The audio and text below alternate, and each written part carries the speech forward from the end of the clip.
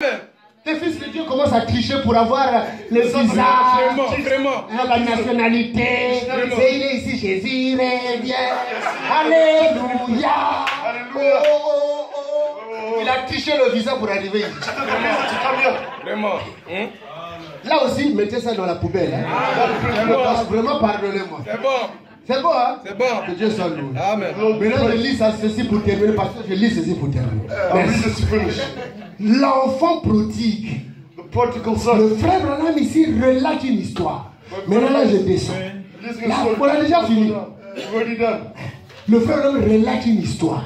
Il y a un fils du roi qui était dans la richesse. Étant donné que son père était riche. Mais dans la folie de la jeunesse de la chair, il est allé gaspiller sa richesse. Il s'est retrouvé parmi les cochons. Il commençait à manger la nourriture des cochons. Comme toi et moi. On était dans les églises catholiques, par-ci, par-là. On a mangé la nourriture des cochons. Mais quand ce fils-là a pris conscience de ses origines, de sa source de provenance, ça l'a révolté. Il dit, oh, moi je commence à manger la nourriture de cochon alors que je suis fils du roi. La Bible dit, il est revenu en lui-même. Et il a pris conscience de qui est son père et de qui il est.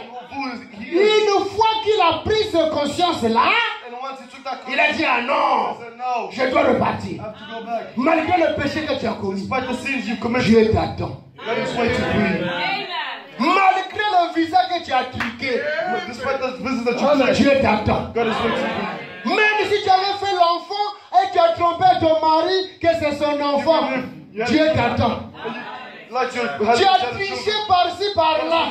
Tout ce que tu as fait de mauvais, c'est comme le fils là qui avait perdu, c'est son héritage. Il avait perdu ses biens. Mais est-ce que le père l'avait rejeté? Non. Au contraire, le frère Branham me dit, le cœur de papa battait boum, boum, boum. Chaque fois il venait au coin du village pour regarder si mon fils là ne veut pas revenir. Il ne va pas demander pardon sur ce qu'il a fait. Jusqu'à quand il va rester dans cette position? Est-ce que mon fils là, il ne va pas se conformer à la parole? Moi je l'attends. Mon frère, Dieu t'attend. Ma soeur, Dieu t'attend. Il ne t'a pas oublié. Il ne t'a pas délaissé. Quelque chose c'est que tu es. Dieu n'est pas comme un homme. Il nous a choisis avant la fondation du monde à être ses enfants. C'est-à-dire le point A et le point B. Là c'est ta naissance, là c'est ton parcours, lui ici c'est ta fin. Lui il a vu le commencement et la fin de ta vie, malgré les hauts, les bas, il t'a déjà choisi. Alléluia. Amen. Oh ouais. C'est vrai. Il ne te choisira pas selon le bon plaisir de sa volonté. Il a fait de toi son fils, pas selon le choix des hommes, mais selon le bon plaisir de sa volonté. Aucun fils ne choisit ses parents. Et c'est quelqu'un qui a choisi les parents.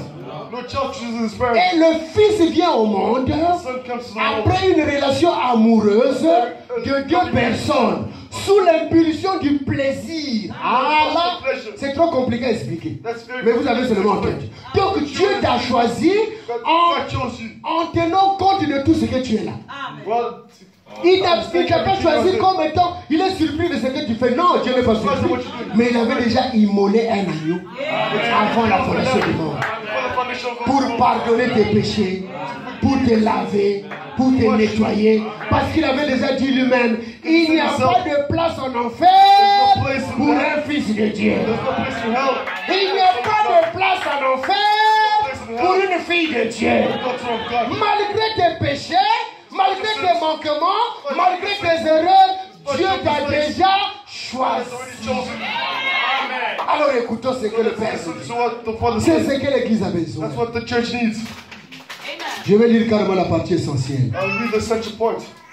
Nous héritons de tout ce que Dieu a au travers de lui. Des héritiers du royaume, des riches, Mon Père est riche en maison, en terre. Il a les richesses de ce monde dans sa main. Il a quoi? Il a la richesse de ce monde dans ses hands.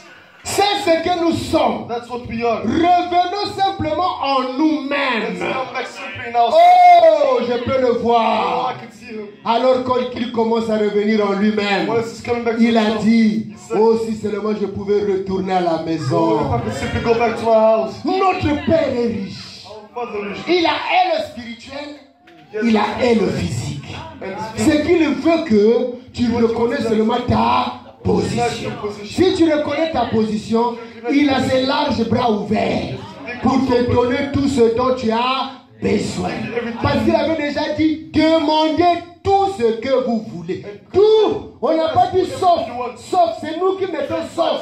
Demandez tout. Donc la petite leçon à retenir aujourd'hui, je ne suis même pas arrivé au milieu, c'est seulement savoir que Dieu veut que tu saches que tu es son fils. Et une fois que tu le sais, tu prends position de ça, tu reçois la foi qu'il faut. En ce moment-là, tu peux obtenir de Dieu et auprès de Dieu tout ce dont tu as besoin. Que le Seigneur vous bénisse.